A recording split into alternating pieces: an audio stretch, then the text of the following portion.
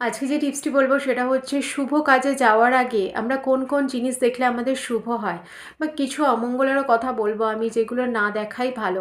সুতরাং এগুলো একটু মেনে চলবেন, আপনারা দেখবেন অনেকটা কিন্তু ভালো থাকবেন।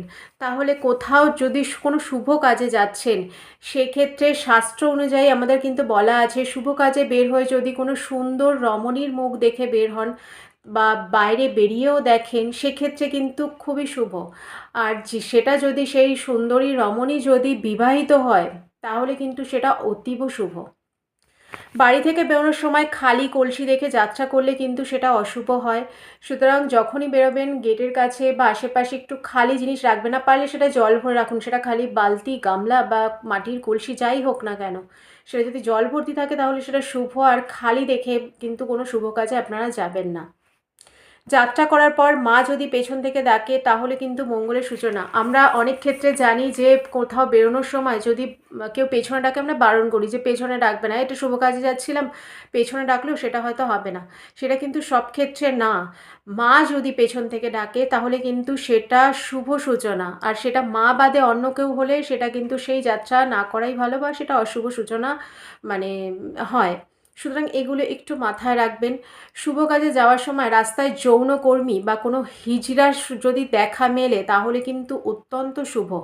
যে কাজের উদ্দেশ্যে আপনারা যাচ্ছেন সেই কাজটা কিন্তু 100% আপনারা সাকসেস পাবেন যদি শুভ কাজে যাওয়ার সময় যদি কোনো যৌনকর্মী বা হিজড়াকে আপনারা দেখে থাকেন রাস্তায়। বাড়ি থেকে বেরোনোর সময় শুভ কাজে যাওয়ার পথে যদি কোনো বিড়াল রাস্তা কাটে সেটা সেটা অশুভ।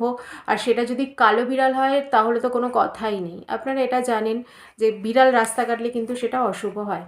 রাস্তায় বেরোনোর পর কোনো পাখি যদি আপনার গায়ে মলত্যাগ করে তাহলে কিন্তু সেটা অত্যন্ত শুভ। আমরা অনেক সময় রেগে যাই কোনো পাখি গায়ে মলত্যাগ করলে, কিন্তু আপনি কোনো কাজে যাচ্ছেন, কোনো দরকারি কোনো কাজে যাচ্ছেন, সেক্ষেত্রে যদি কোনো পাখি আপনার গায়ে মলত্যাগ করে তাহলে ভাববেন সেই কাজটা আপনার 100% হবে, খুবই শুভ। কিন্তু সেই পাখির বদলে যদি সেটা অন্য কাক হয়, কাক হলে কিন্তু সেটা অশুভ সূচনা করছে। মাথায় রাখবেন, কাক বাদে অন্য কোনো পাখি যদি বেরোনোর সময় গায়ে মলত্যাগ করে তাহলে কিন্তু সেটা অতীব শুভ। সাত সকালে বাড়িতে ভিখারি আসাটা মোটেও ভালো নয়, তাহলে কিন্তু সেদিন আর্থিক ক্ষতির সম্ভাবনা থাকে। আমরা ঘুম থেকে উঠেই যদি গেটে দেখি কোনো ভিখারি এসছে, সেক্ষেত্রে কিন্তু সেটা অশুভ বা আর্থিক ক্ষতি হয়। সুতরাং এগুলো একটু মাথায় রাখুন, দেখবেন আপনারা অনেকটা ভালো থাকবেন। কিছু কিছু জিনিস আমরা কিন্তু নিজের অজান্তেই ভুলগুলো করে ফেলি বা আমরা অনেক কিছু মানি না, এগুলো যদি একটু মেনে চলা যায় তাহলে কিন্তু আমরা দৈনন্দিন জীবনে অনেকটা ভালো থাকবো। সুতরাং এগুলো করতে কোনো টাকা লাগছে না, পয়সা লাগছে না,